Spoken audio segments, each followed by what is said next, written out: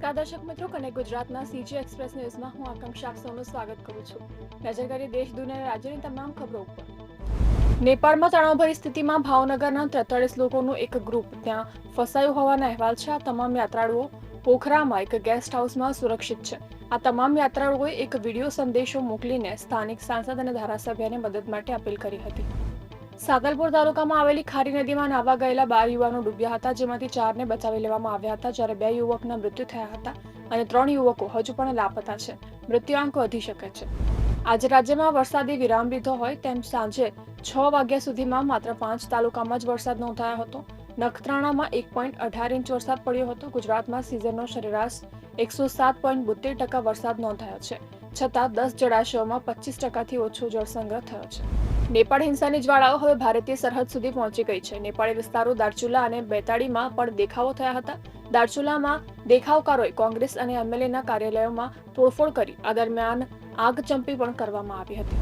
લદ્દાખના સિયાચીન ગ્લેશિયર પર હિમસ્ખલનની ઘટના સામે આવી હતી, જેમાં ભારતીય સૈન્યના 3 જવાનો શહીદ થઈ ગયા છે, જ્યારે 5 જવાનો ગુમ છે, જેની શોધખોળ ચાલી રહી છે.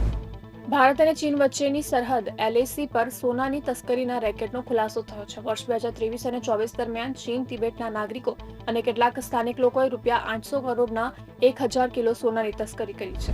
રાજસ્થાનમાં ચોમાસાની ઋતુમાં રાજ્યના ઇતિહાસમાં બીજો સૌથી વધુ વરસાદ 693.1 મિલીમીટર નોંધાયો હતો. અત્યાર સુધીમાં રાજ્યના 63% ડેમ ભરાઈ ગયા છે.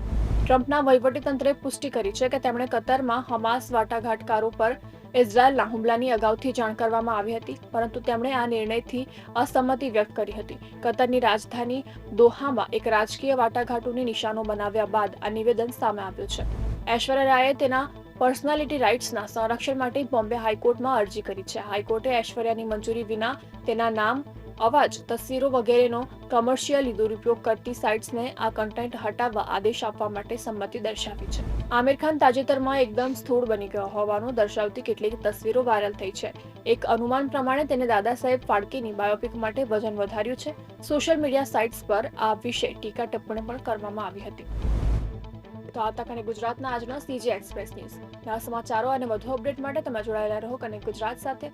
ત્યાં સુધી મને રજા આપશો. નમસ્કાર.